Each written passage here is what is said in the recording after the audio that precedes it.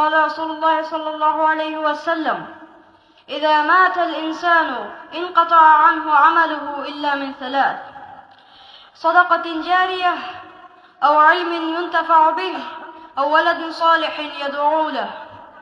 رواه مسلم.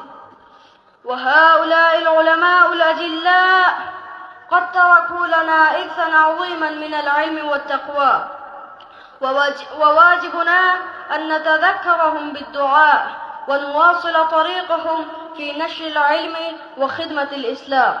আপনার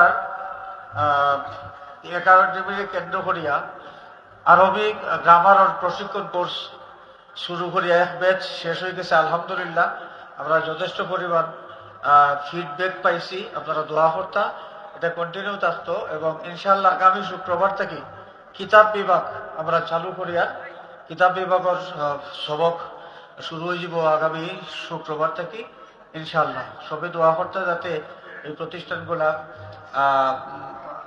আরো তরক্কির সাথে পরিচালনা করা সম্ভব হয়। আল্লাহ তৌফিক দিতা। আলহামদুলিল্লাহ আপনারা দোয়া করবা।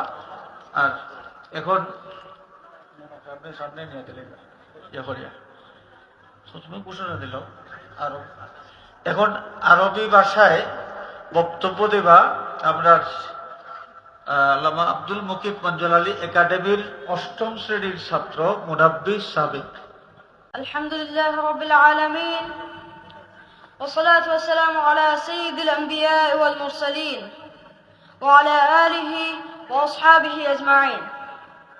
أما بعد، أيها الضيوف الكرام، نرحب بكم جميعا في هذه الحفلة الميمونة المباركة، حفلة الإيصال الثواب السنوي والذكرى السنوية للخانقاه الذي نقيمه إهداء لروح العلامة صاحب القبلة فلتالي رحمه الله والعلامة عبد المقيت مزلالي رحمه الله.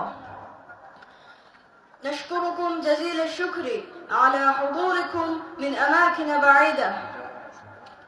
لقد استمعنا اليوم لنتذكر أحبابنا الذين سبقونا إلى الدار الآخرة،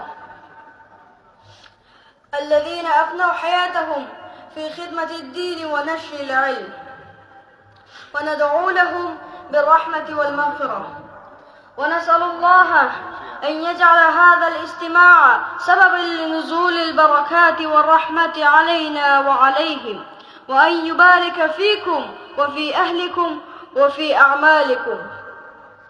أيها الأحبة في الله، الإسلام